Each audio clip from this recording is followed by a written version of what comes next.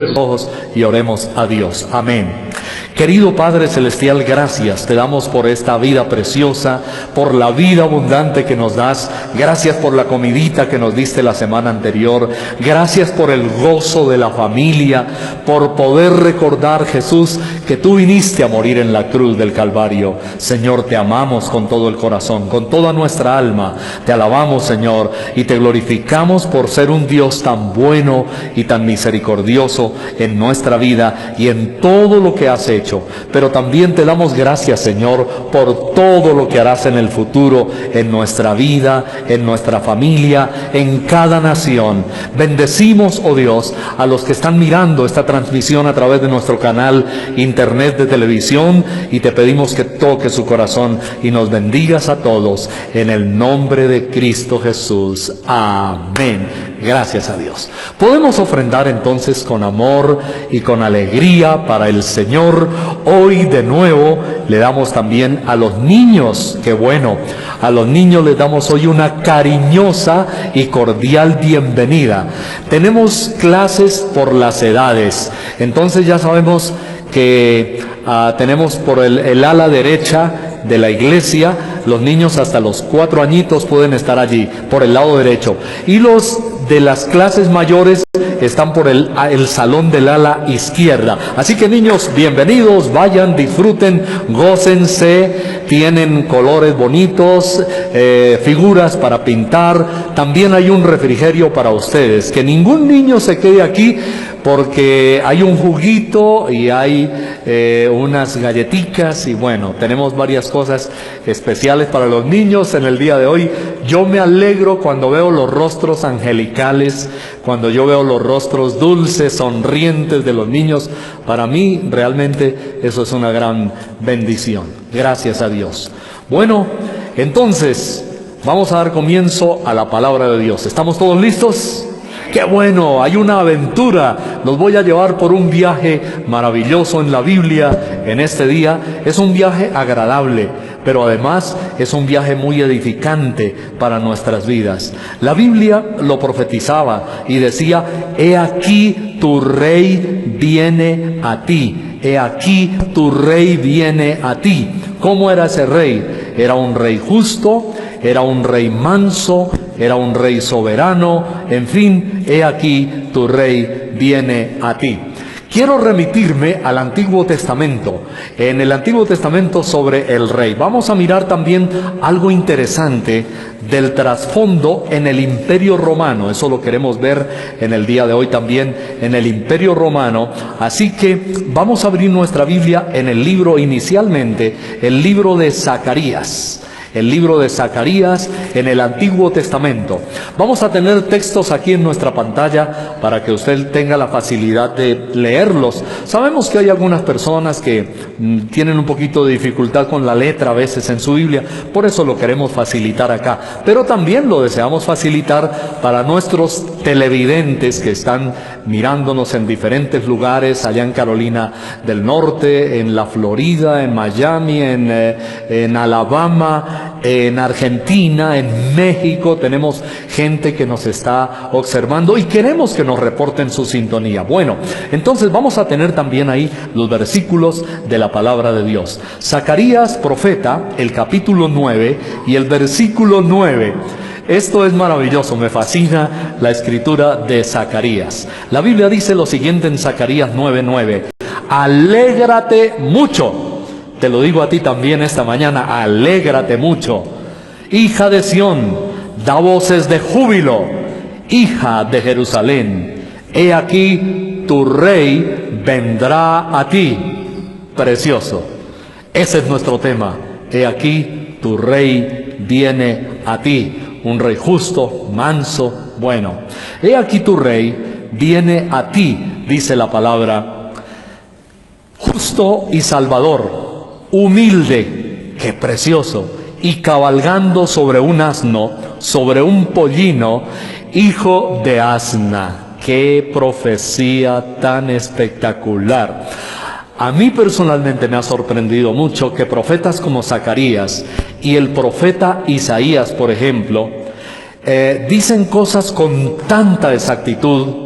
Isaías como si hubiera estado al pie de la cruz, mirando a Jesús siendo traspasado, los clavos en sus manos. Zacarías, en este caso, lo vio excelente, lo vio jubiloso. Dice: alégrate, reina, hija de Sión, hija de Jerusalén, da voces de júbilo. Recuerde que la palabra júbilo en el hebreo significa voces de triunfo, voces de conquista. Los pueblos eran jubilosos cuando los reyes hacían las entradas triunfales en sus ciudades después de haber derrotado al enemigo. Había voces de júbilo. Así que la palabra de Dios nos indica voces de júbilo. Eso es lo que la Biblia nos está mencionando aquí, voces de júbilo. Y dice: Salvador justo y humilde, cabalgando sobre un asno, sobre un pollino. Dejemos un momentito la palabra aquí en Zacarías, en el capítulo 9, y le invito para que nos pasemos un momentito al Evangelio según San Mateo, el capítulo 21 de San Mateo. En el capítulo 21 de Mateo está el cumplimiento de Zacarías, el capítulo 9. En Mateo 21, la Biblia dice los primeros versículos lo siguiente. Versículos por lo menos vamos a leer 1 al 5. Cuando se acercaron a Jerusalén y vinieron a Betfagé, al monte de los olivos, Jesús envió 2 de sus discípulos, diciéndoles: id a la aldea que está enfrente de vosotros, y luego hallaréis una asna atada y un pollino con ella. Desatadla y traédmelos. Y si alguien os dijere algo, decid: el Señor los necesita, y luego los enviará. Todo esto aconteció para que se cumpliese lo dicho por el profeta cuando dijo: decid a la hija de Sión, he aquí tu rey viene a ti, manso, sentado sobre una asna, sobre un pollino, hijo de animal de carga. ¡Qué maravilloso! Aquí tenemos entonces lo que el profeta Zacarías dijo, se cumple, y lo enfatiza el evangelista Mateo al hablar de Jesús de Nazaret. Bueno, tu rey viene a ti. Lo que sucedió en la ciudad de Jerusalén fue realmente algo extraordinario. Los judíos tenían expectativa, por supuesto, de un rey que los venía a salvar. Y esperaban un rey furibundo, esperaban un rey guerrero. Esa fue una de las razones por las cuales los judíos no aceptaron a Jesús de Nazaret inicialmente como su rey. Había sectas entre los judíos, estaban divididos y todos estaban pendientes de las profecías del Antiguo Testamento, entre ellas la de Zacarías que acabamos de leer. Entonces, estos judíos tenían sectas, como hoy por ejemplo los musulmanes tienen los chiitas, los sunitas, y cada uno tenía una corriente, una tendencia, una creencia, hacían un énfasis especial en determinada doctrina.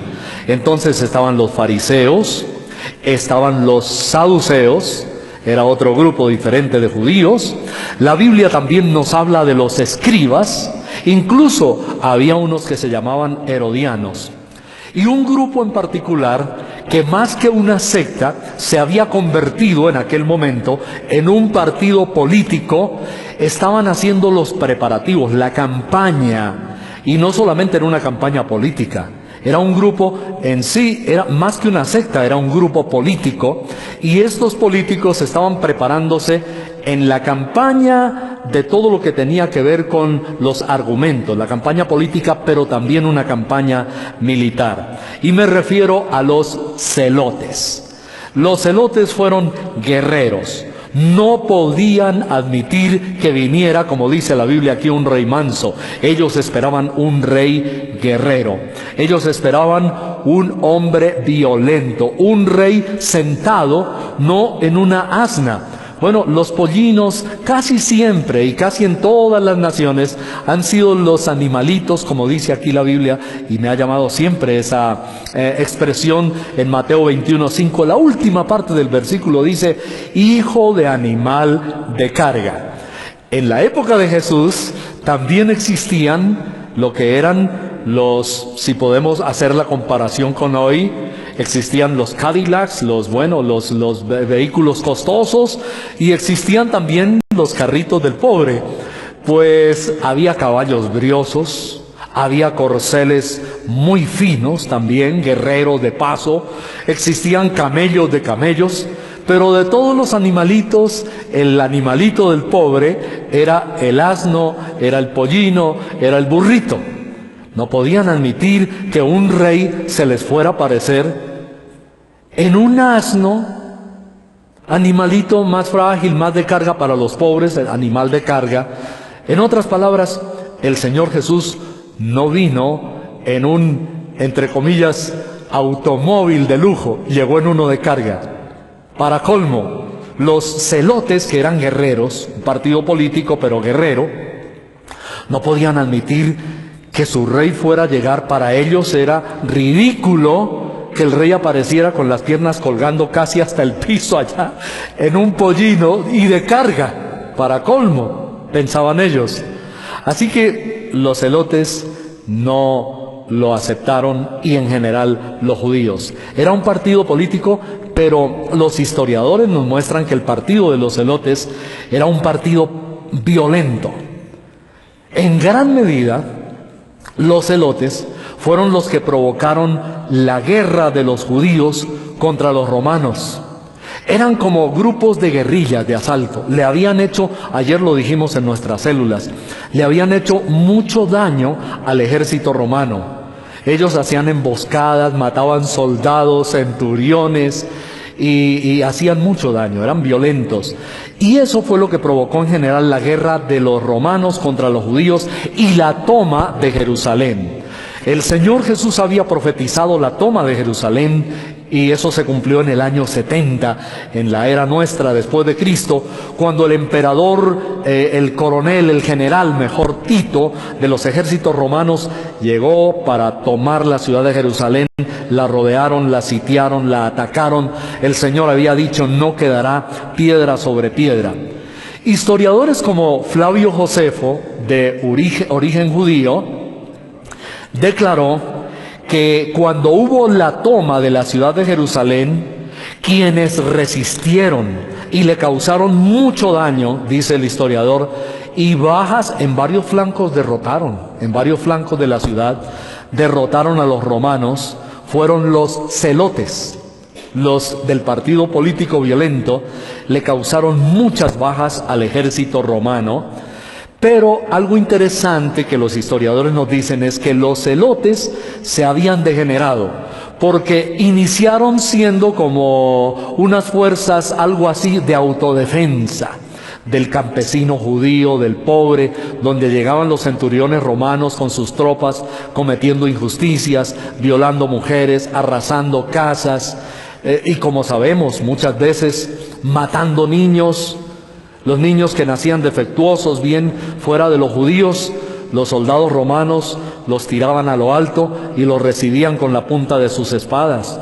Delante de las mamás los estrellaban contra los muros, las paredes. Era algo sanguinario y terrible. Así que los celotes se convirtieron en una especie de autodefensas. Pero igual que ha sucedido, mire que las cosas no han cambiado mucho en países como especialmente en Latinoamérica y también algunos de Europa y del Oriente, esos que al comienzo fueron a autodefensas, celotes, se convirtieron en sicarios y asesinos. O sea, degeneraron. Y entonces les pagaban y decían: máteme a fulano de tal, y degeneraron en sicarios, en asesinos, y también cometieron sus injusticias. Pero en fin, lo que la Biblia nos narra en la entrada que hoy celebra mucho el cristianismo de Jesús a la ciudad de Jerusalén, el evangelista Mateo se refiere a la profecía de Zacarías. Todo el evangelio de Mateo es casi o es conocido como un estudio teológico en los seminarios del Rey Jesús. Se afirma en el seminario que Mateo presenta a Jesús como el Rey. En el Evangelio de Mateo, por ejemplo, la palabra reino aparece 55 veces en el libro de Mateo. Y Si usted estudia cada uno de los casos donde aparece esta expresión, va a encontrar suculentas y deliciosas enseñanzas. La expresión reino de los cielos está 35 veces en el Evangelio según San Mateo. Pero algo importante, no aparece en ninguno de los otros evangelistas esa expresión. De las 15 parábolas registradas en Mateo, todas, a excepción de 3, comienzan con las palabras: el reino de los cielos es semejante a. Obsérvelo en su Biblia, trate de leer Mateo y se va a dar cuenta que de esas 15 parábolas, 12 empiezan diciendo: el reino de los cielos es semejante a ti. He aquí, tu rey viene a ti. ¿Cómo venía el rey Jesús? Entonces el rey Jesús venía a ellos, aunque muchos no lo vieron así, pero venía en primer lugar vestido de grandeza. El historiador Flavio Josefo, famoso historiador contemporáneo de Jesús de Nazaret, que ya lo hemos dicho, de origen judío, coincide con el evangelista Mateo en el capítulo 21 y el versículo 10. Miremos lo que dice el versículo 10 en el evangelio de Mateo capítulo 21. Dice: cuando él entró en Jerusalén, toda la ciudad se conmovió diciendo: ¿quién es este? Hay cosas que la Biblia nos narra, otras corren paralelas con la historia. Y es tan fascinante, yo me deleito al leer la Biblia y leer a los historiadores de lo que decían que había sucedido. Flavio Josefo, historiador, no era tampoco un partidario de Jesús, pero fue un hombre imparcial, fue un cronista, fue como un periodista que narró varias cosas. La Biblia dice aquí que hubo una gran conmoción. Dice: toda la ciudad de Jerusalén. Pero Flavio Josefo nos dice que no solamente la ciudad de Jerusalén, dice que en Betania y todo el camino que conducía a Jerusalén, las gentes comentaban y hubo una gran conmoción. En realidad, para el Señor Jesús lo que había comenzado era el camino hacia el Calvario y lo que algunos llaman la semana de la pasión. Los enemigos estaban listos para arrestar a Jesús y tan pronto lo vieran, pero no se atrevieron a tocar a Jesús de Nazaret porque fueron sorprendidos por una inmensa multitud que lo aclamaban y que decían: bendito el que viene en el nombre del Señor. En verdad, la palabra conmoción, aquí en Mateo 21 y el versículo 10, traducida del griego, equivale, increíble, no sé cómo lo pudieron, pero esa palabra conmoción significa terremoto. En otras palabras, cuando Jesús llegaba a la ciudad de Jerusalén, hubo un terremoto. Claro, no podemos hablar de un terremoto físico en la escala de Richter de 5 o de 8 o no sé cuántos grados, pero equivale a terremoto. El historiador Flavio Josefo no exagera, porque él afirma que habían venido a Jerusalén peregrinos de un número de casi todas las regiones vecinas, de 3 millones de personas. Esto parece casi inconcebible en esa época y en una ciudad como la de Jerusalén. Flavio Josefo dice: esto fue algo casi nunca antes visto. Imagínense, una pequeñita ciudad colmada por 3 millones de personas en la época del Señor. Esto se sale de todos los cálculos en los tiempos bíblicos del Señor Jesús. Las multitudes gritaban: Hosana, que significa el que salva. Hosana significa Salvador. Hosana significa sálvanos, Señor. Así que maravilloso.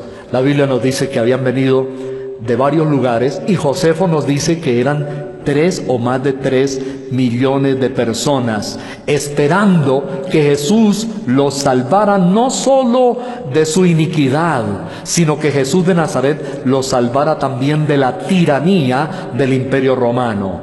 Con razón, Las autoridades también se mantuvieron cautelosas de capturarlo ante semejantes multitudes. Dijeron, esto se puede convertir en un grave problema de orden público. Y permítanme, quiero enriquecerlo un poquito, referirme a un escritor cristiano que dice lo siguiente: un modesto nazareno montado en un pollino no era exactamente lo que ellos querían, pero estaban dispuestos a aceptar cualquier cosa con tal de que les pudiera servir como un instrumento para lograr lo que ellos querían conseguir. Bueno, aquí en la Biblia, realmente, en cuanto a este rey esplendente, yo puedo ver un contraste entre el antes y el después. ¿En qué sentido? Es una paradoja. La popularidad que la gente da a los personajes es una popularidad temporal. Hoy le estaban diciendo Hosana, y 5 días más tarde, la mayoría de esa gente que gritó Hosana, bendito el que viene en el nombre del Señor, estaban gritando crucifícale, crucifícale. ¿Qué nos habla eso? El corazón cambiante, traidor del ser humano. Estaban ahí ante Pilato diciendo crucifícale. ¿Qué lección hay para nosotros? Te lo quiero decir a ti en este día. No te extrañes si algún día hacen lo mismo contigo. Una selección de fútbol de una nación puede tener laureles, puede tener ovaciones, y unos días más tarde insultos y piedras. Un predicador de hoy, un pastor, un conferencista, un político, un gobernante, hoy puede ser un héroe y tener ramos y tener ovaciones, y a las pocas semanas es un villano, es un perseguido. Si a ti te ha pasado alguna vez eso, tómate de la mano del Señor. Él mismo, Jesús de Nazaret, sufrió todas estas cosas de las cuales estamos comentando. Y el Señor lo dijo: no se extrañen si a ustedes les van a hacer lo mismo. Y me quiero referir a unas palabras maravillosas de Jesús de Nazaret, aquí en el Evangelio de San Lucas, el capítulo 23 y el versículo 31. Acompáñenme un momentito a lo que Jesús dijo. Lucas 23, 31. Dice: porque si en el árbol verde hacen estas cosas, en el seco, ¿qué no se hará? Palabras de Jesús de Nazaret acerca de la gente cambiante, ¿verdad? Si su selección de fútbol ganó hoy el partido internacional, son unos héroes, pero a los 8 días perdieron, y la mayoría de los periodistas están hablando porquerías y las peores cosas, y están despedazando a los jugadores y al entrenador y a los directores técnicos. Es curioso, el ser humano es así. Un filósofo de la época de Jesús de Nazaret, del Imperio griego, dijo: la gente escribe las bondades, las cosas buenas en la arena, y las fallas y los errores los graba en el mármol. Y es verdad. Un predicador decía, hablando cierta vez con un amigo, decía: haga usted todas las cosas buenas del mundo, y hágalas todos los días, y hágalas durante años, y la gente casi no se dará cuenta. Pero cometa una falta y al otro día todo el país lo sabe, ¿cierto? Entonces corren los chismes más que el internet y que cualquier otra cosa. Así es el corazón del ser humano, es traidor, es cambiante, de tal manera que lo que dice Juan Wesley es cierto, y lo que dijo el Señor: si esto hacen en el árbol verde, en el seco, ¿qué no se hará? ¿Qué quiere decir el Señor? Pongámoslo en un lenguaje bien simple. El Señor dijo, en otras palabras: si con el árbol verde hacen leña, ¿qué no será con el árbol seco? Si esto hacen en Jesús de Nazaret, ¿qué no harán con ustedes? Si con el árbol verde hacen leña, con ustedes van a hacer más leña. Así que esta palabra es de ánimo en cierta medida para muchas personas, tal vez como te ha sucedido a ti.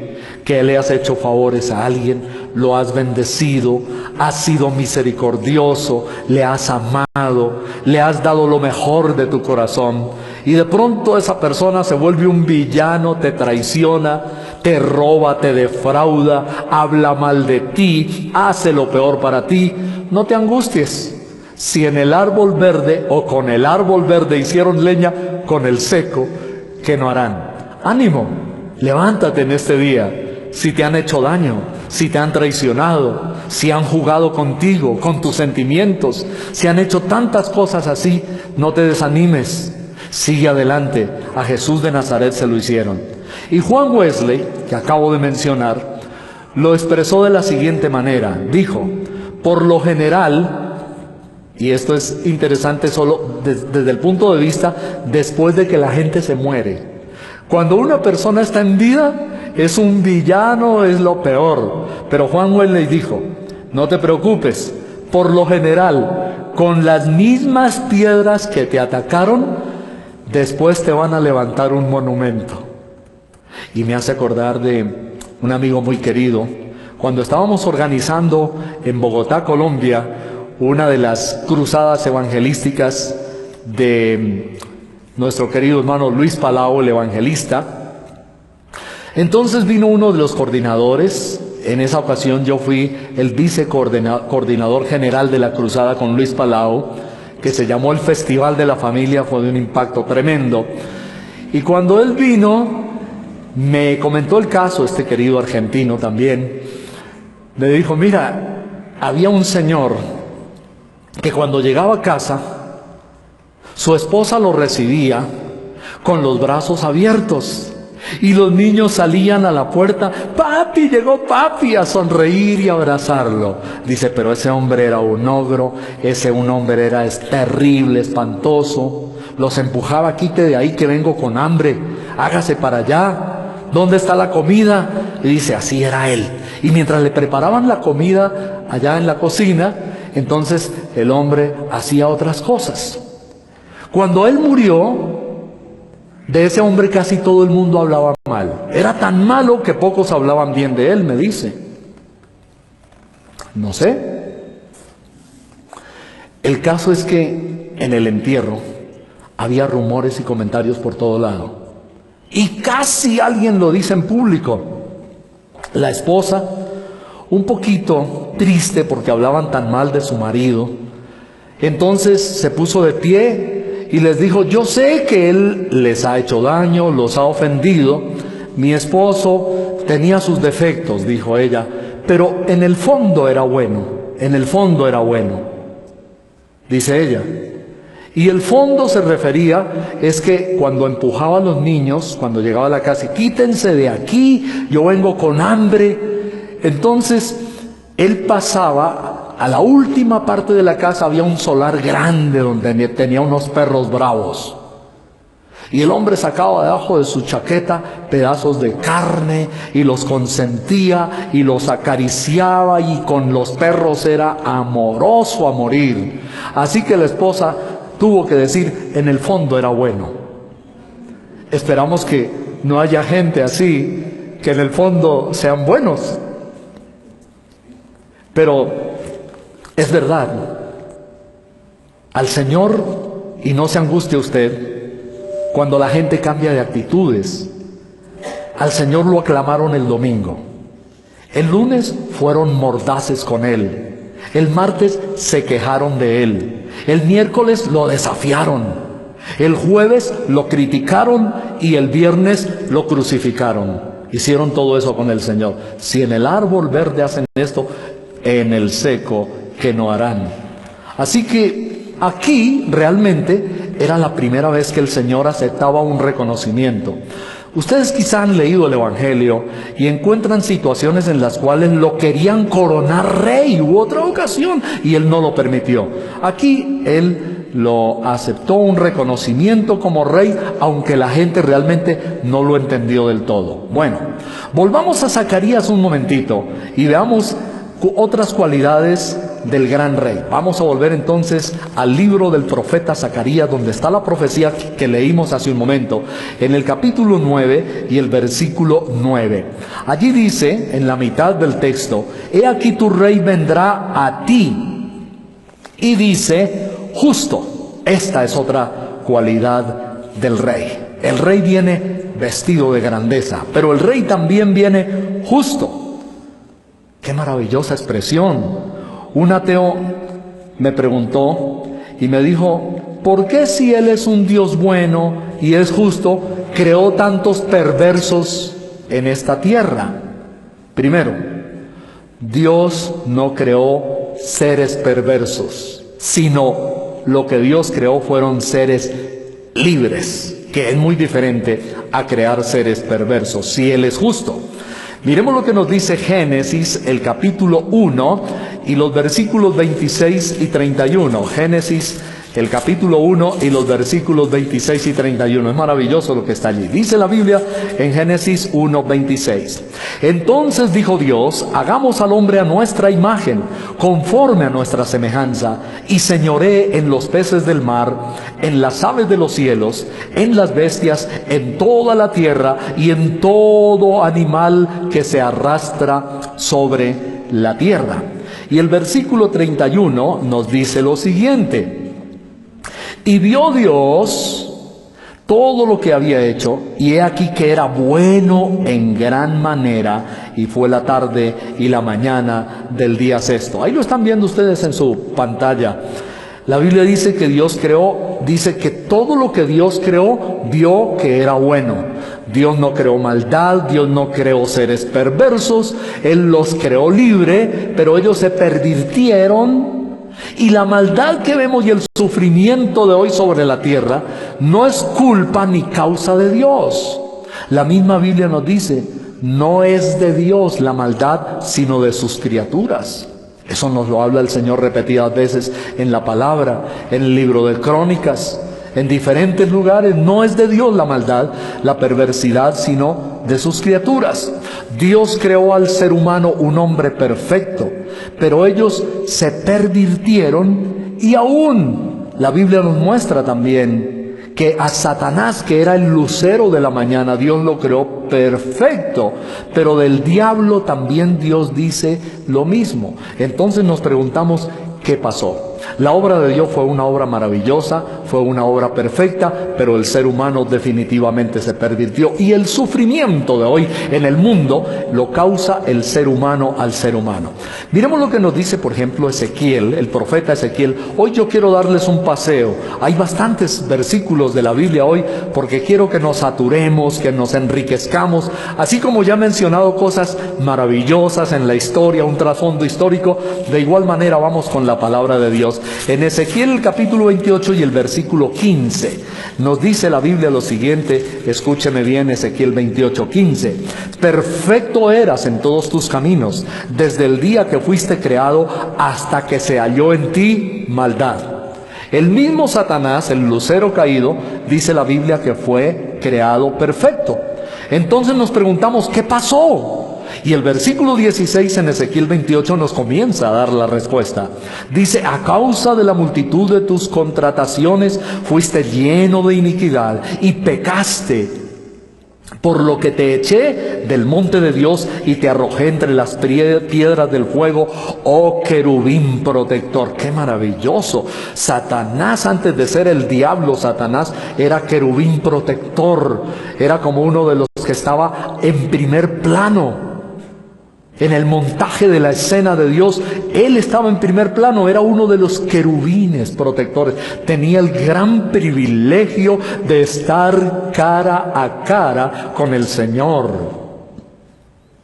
Esta semana yo le decía al Señor, me paseaba por allá, por aquí, en el recinto, y yo le decía, Señor, lo único que yo quiero al estar un día, si tú no vienes antes para llevarme y quizá yo muera para la gente en la tierra y esté allá, yo le decía, Dios, lo único que quiero, Señor, dame ese dulce privilegio. Así se lo oré a Dios esta semana.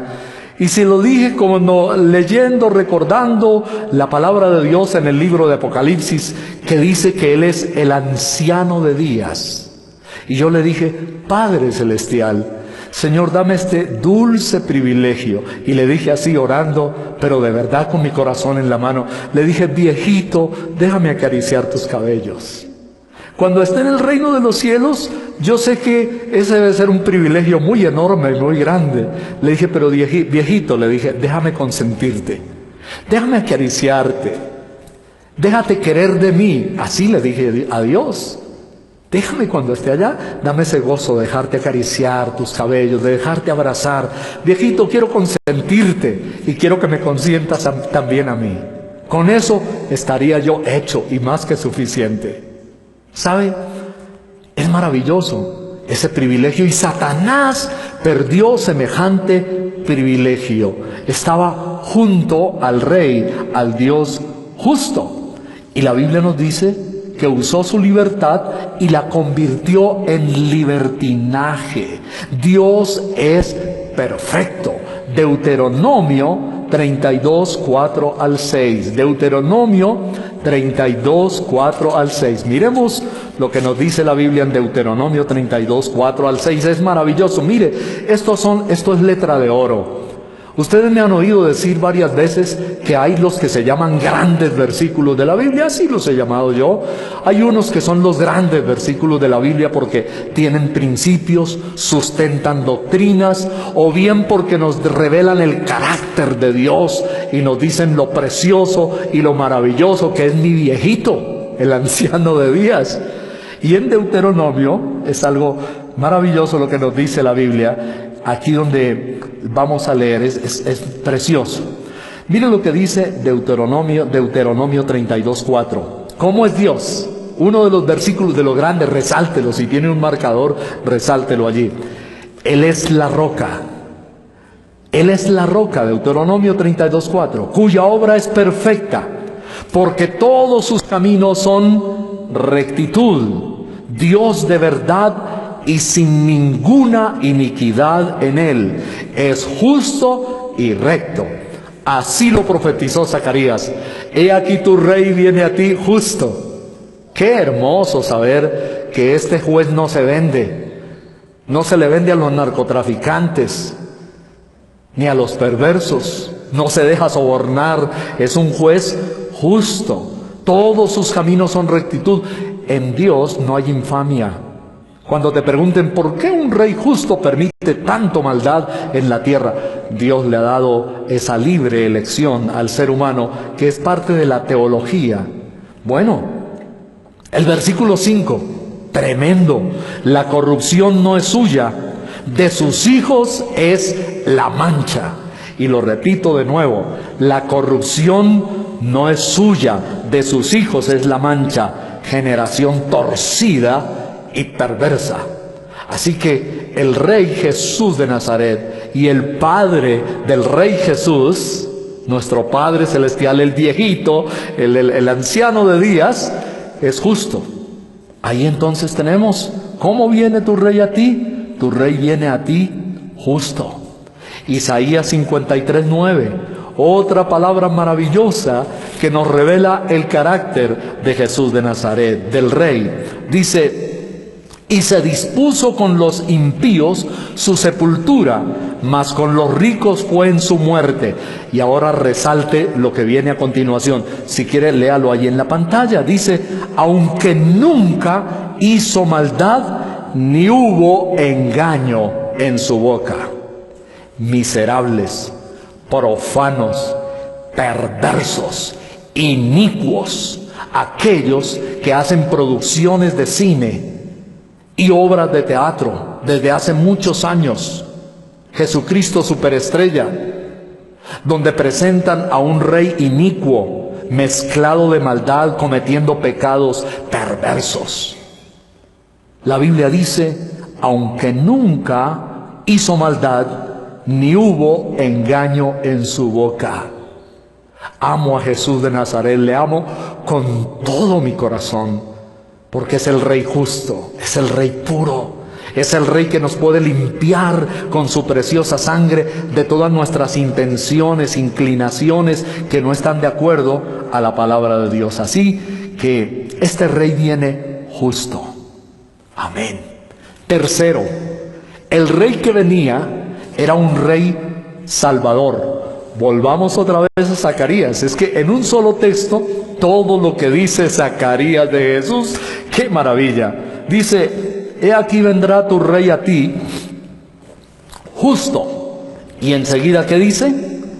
Salvador. ¡Qué manera de presentar el profeta Zacarías al Rey! Tu Rey viene a ti, Salvador. Significa también sanador.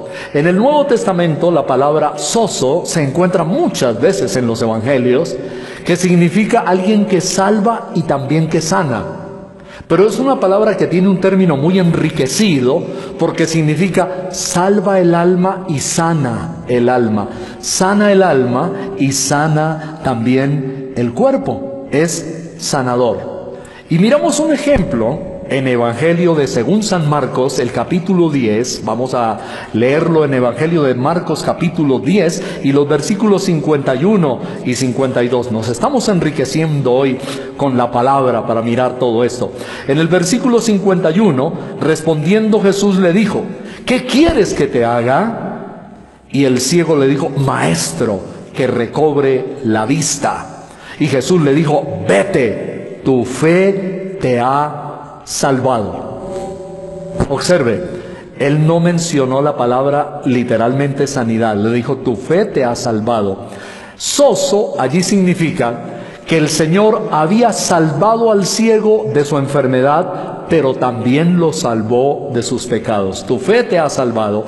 Y enseguida recobró la vista y seguía a Jesús en el camino. Siempre lo he dicho, maravilloso Bartimeo, el hombre que arrojó su capa a gran distancia, ha sido una de mis predicaciones en las cruzadas evangelísticas. Él no volvió a recoger la capa miserable de su pecado, sino que el final de este pasaje es: y Bartimeo seguía a Jesús en el camino.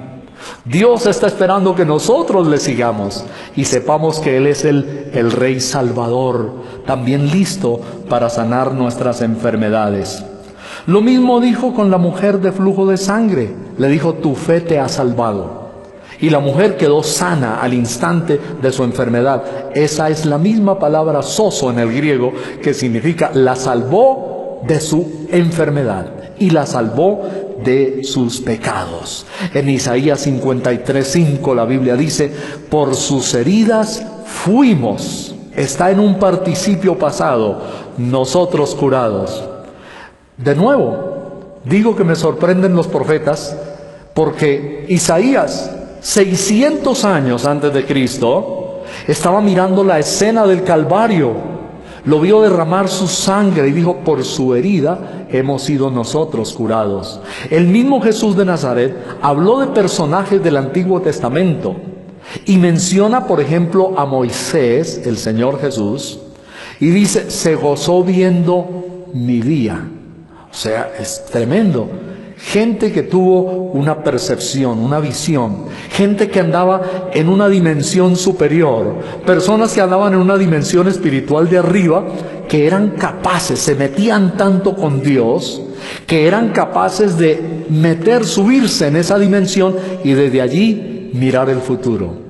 El profeta es una persona capaz de penetrar las galaxias, los cielos. Está tan cerca del corazón de Dios, está tan cerca del amor de Dios, que desde allí es capaz de poder tener la revelación y la visión futurista. Una de las características de la teología del carácter de Dios y de su ser es la eternidad de Dios. Dios es eterno, señalémoslo como un punto aquí.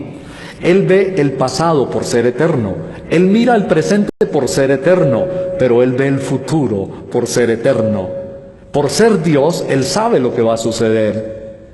El hecho de que Dios sepa lo que va a pasar no lo hace a Dios culpable ni responsable de todas las matanzas y las cosas terribles que el ser humano haga sobre la tierra.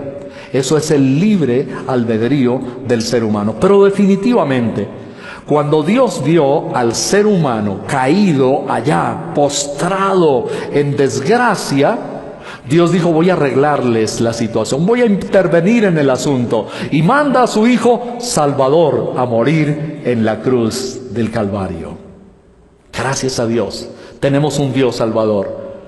He contado muchos testimonios cuando hemos orado por enfermos, varias veces, milagros de lo que Dios ha hecho, que no viene al caso comentar hoy. Pero vamos ya concluyendo, vamos a nuestra aproximación. En cuarto lugar, este rey que dijo Zacarías: tu rey viene a ti, cuando dice Salvador, hay una cosa más. Volvamos a Zacarías, el capítulo 9 y el versículo 9. Después de Salvador, ¿qué dice Zacarías? Tu rey viene a ti, ¿qué? Humilde. ¡Ah, qué maravilloso! Fue lo que vimos en el Evangelio según San Mateo, el versículo 5, el cumplimiento de la profecía, es un rey humilde. Versículo 5 de Mateo 21 dice: decida la hija de Sión, he aquí tu rey viene a ti manso y sentado sobre una asna, sobre un pollino, hijo de animal de carga. Ya hablamos un poquito al comienzo, en la introducción, de la humildad. No vino en un corcel brioso, no vino en un camello último modelo, pero sí vino en un asno. Eso era un animalito de carga. Yo me acuerdo desde que era niño, en las calles de la ciudad de Bogotá, mientras a veces los policías le dicen la policía montada, caballos gordos, adiestrados, briosos, de paso, así, bien entrenados. Y veía por algunas calles de la Santa Fe de Bogotá, todavía callejuelas de la época de la colonia, gente andando en burritos. Y los burritos eran de los pobres. Y había unos tarros como de manteca de lata que ponían las señoras y los viejitos y los niños a cada lado del burrito. Y ellos venían pidiendo que la gente de los restaurantes o en las casas donde sobrara comida, la echaban allí, le dicen la baza, para darle alimento a los animales y vender por ahí. Bueno, parece que el pollino, el burrito, siempre ha sido de la gente, entre comillas, pobre, humilde, en fin. Entonces dice la Biblia: tu rey viene a ti, dice la Biblia, manso. La palabra manso en el griego aquí es praus, que significa una humildad no pretenciosa, porque es que hay gente que son orgullosos de ser humildes. Pero este era una humildad que significa, manso significa estar bajo control. El rey viene manso. Y aprendemos del carácter de Jesús de Nazaret, de su mansedumbre. No tengo tiempo para hablar de todo lo de la mansedumbre, pero la mansedumbre significa suave y dulce. Ayer lo vimos en una de nuestras células.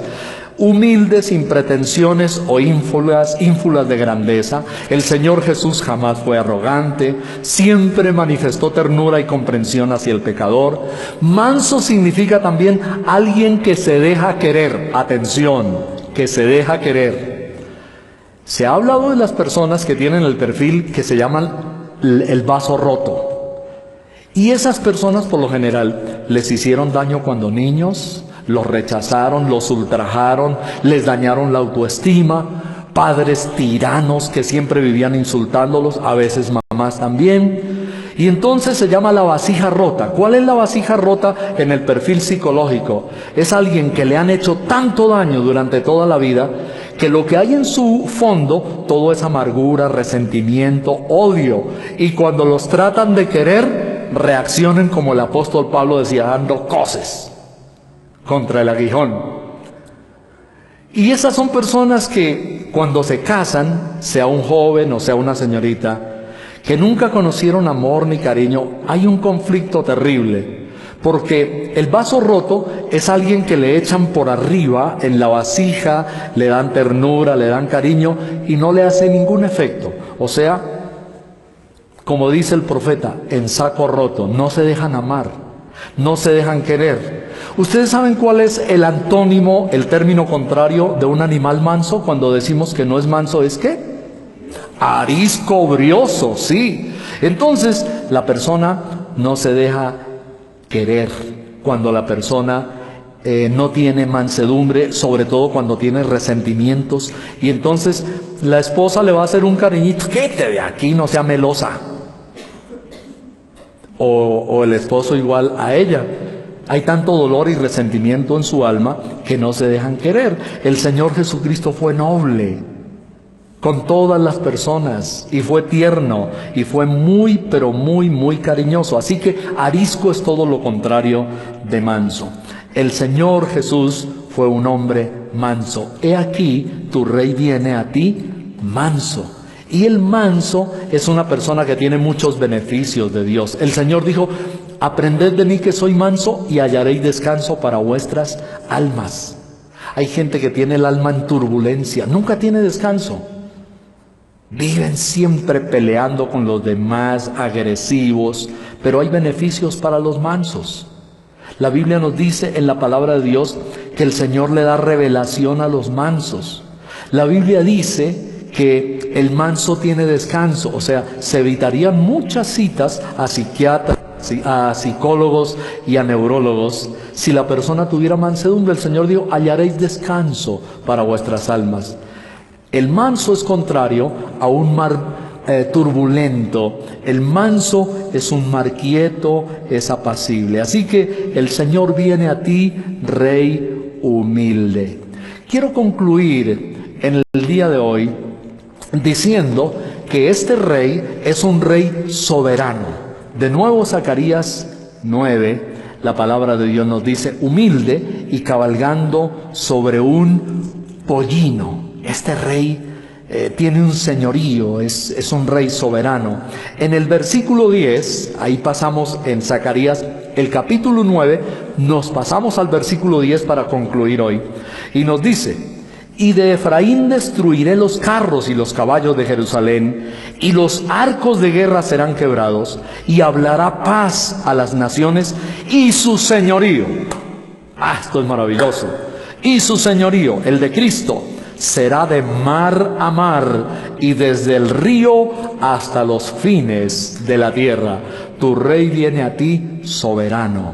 Dice que será de mar a mar. La palabra señorío aquí en el hebreo es moshel, que significa dominio. Significa jurisdicción de gobierno, significa dominar, significa ejercer absoluta autoridad. Y qué maravilloso cuando sabemos que nuestro Rey viene soberano. Él va a tomar el control de las naciones, de los perversos, de los reyes de la tierra. La Biblia dice en Apocalipsis que los reyes palidecerán en su presencia, y los que fueron perversos, entonces dice la Biblia que temerán tanto delante de Dios que le dirán a las montañas, caed sobre nosotros, y a los collados cubridnos.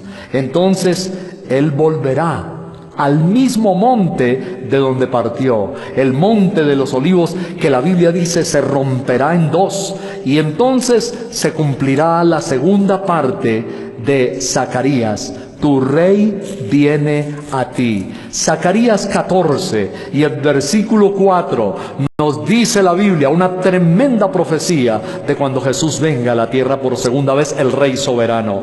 Y se afirmarán sus pies en aquel día sobre el monte de los olivos que está enfrente de Jerusalén al oriente, y el monte de los olivos se partirá por en medio hacia el oriente y hacia el occidente, haciendo un valle muy grande, y la mitad del monte se apartará hacia el norte y la otra mitad hacia el sur. O sea, esto es un espectáculo sorprendente, lo que va a pasar cuando Jesús venga a la tierra por segunda vez.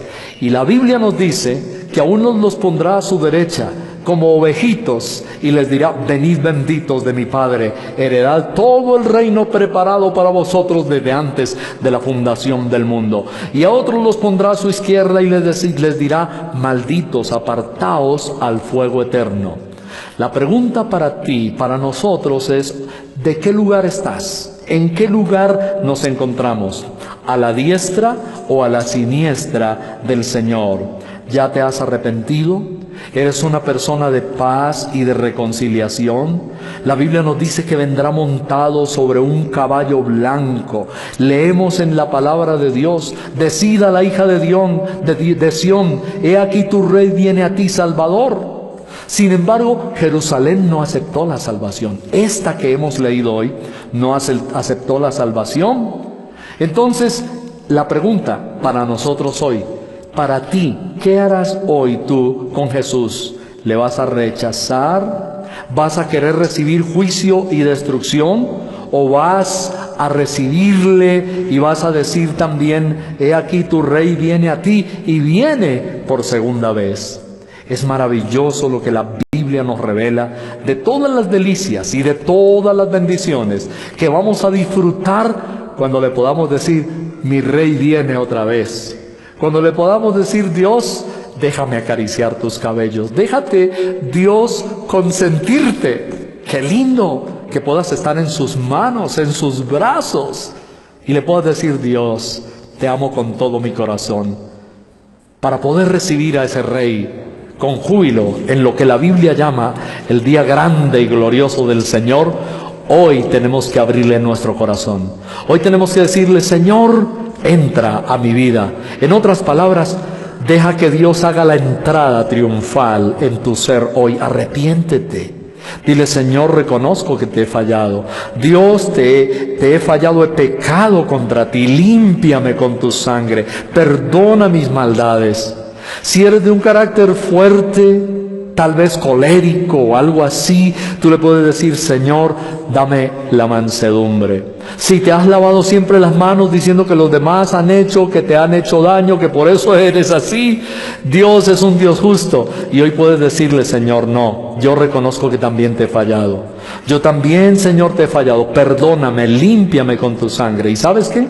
Vamos a tener el privilegio glorioso de entrar en su presencia, de adorarle, de alabarle a Él. Es tan manso este rey, como lo hemos recordado a veces en la cena del Señor, que cuando el rey venga, Él se sentará y estará con nosotros a la mesa en las bodas del Cordero, y dice que se ceñirá.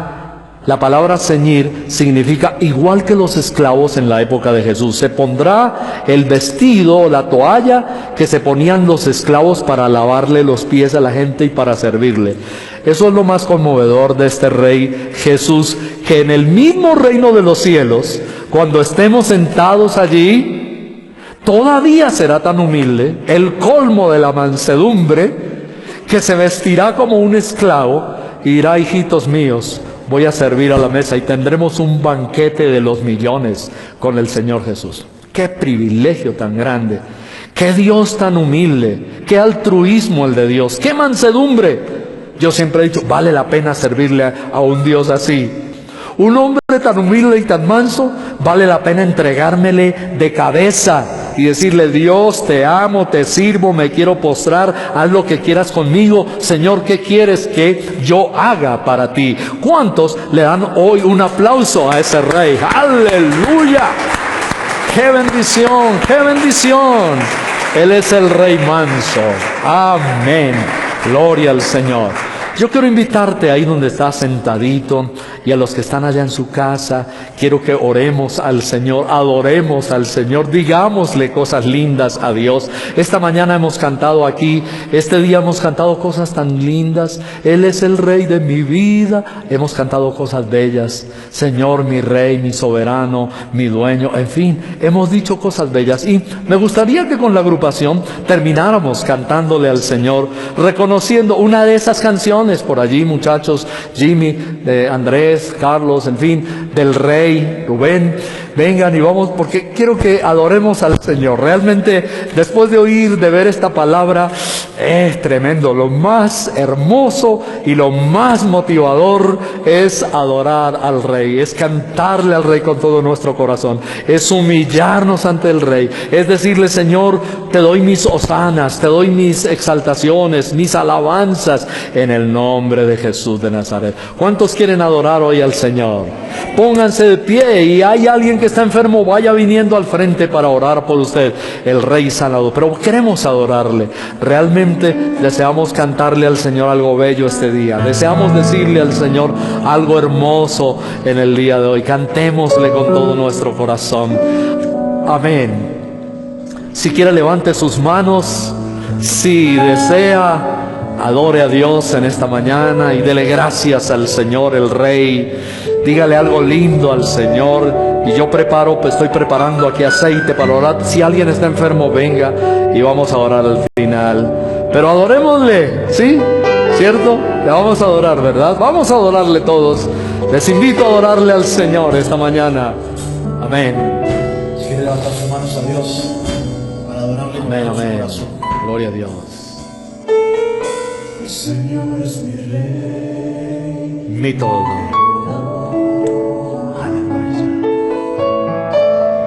el Señor es mi luz, mi Rey. Qué bello eres, Señor, que me hace vibrar de gozo, el que guía mis pasos, El que guía mis pasos, el que extiende sus brazos, de sus brazos, el creador de los cielos. de los cielos.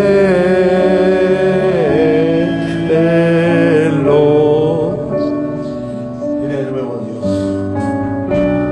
Señor es mi bien, mi todo. Dígaselo de corazón, con sinceridad. El Señor es Mi luz, mi Rey, el que me hace vibrar de gozo, el que guía mis pasos, el que extiende sus brazos, el creador de los cielos.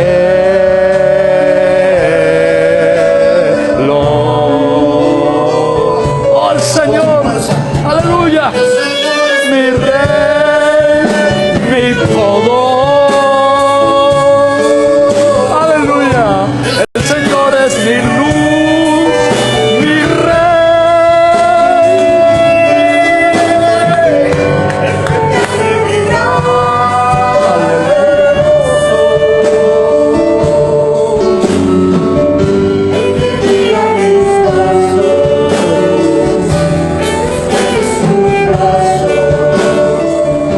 el creador de los cielos.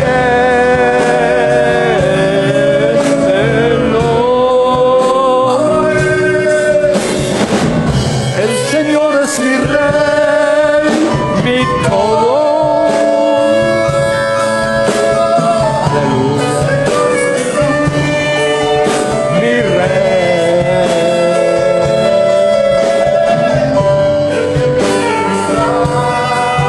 de gozo, el que guía mis pasos, el que extiende sus brazos, el creador de los cielos.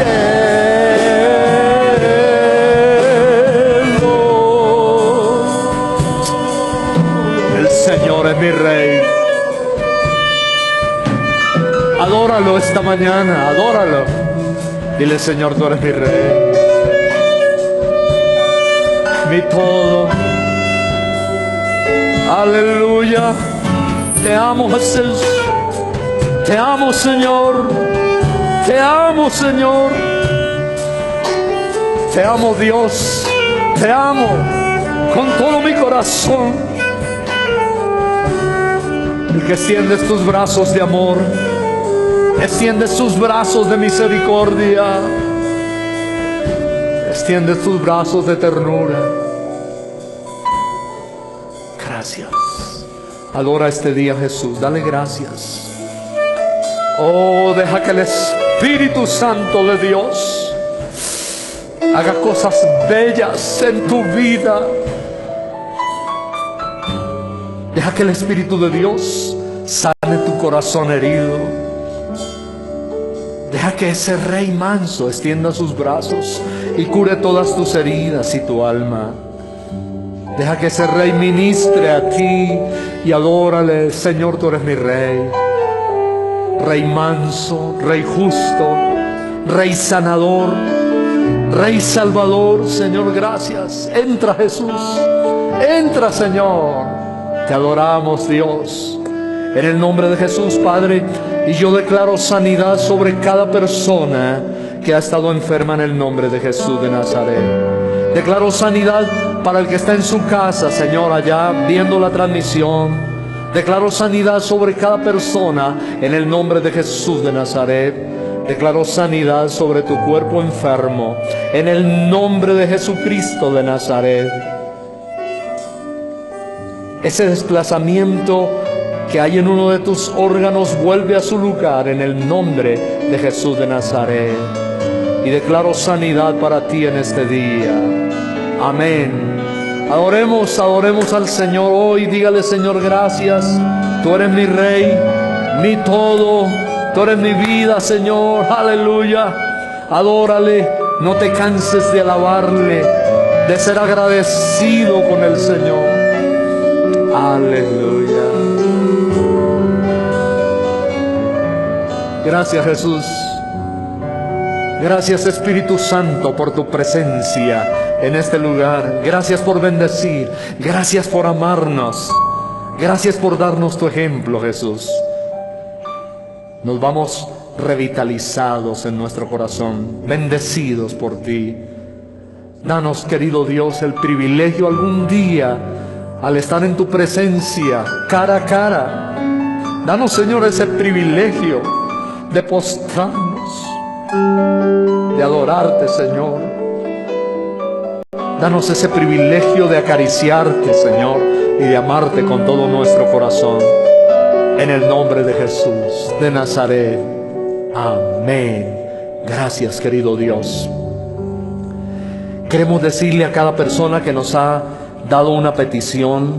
Carlos Morales, estamos orando por su salud en el nombre de Jesús, para que el Señor le sane y el problema familiar que tiene. Bendecimos a cada uno de nuestros televidentes y te decimos: estamos ubicados aquí en Bogotá, Colombia, en la calle 65 1786. Puedes acercarte, calle 65 1786, y puedes escribir un mail a nuestro correo electrónico si tienes algún problema.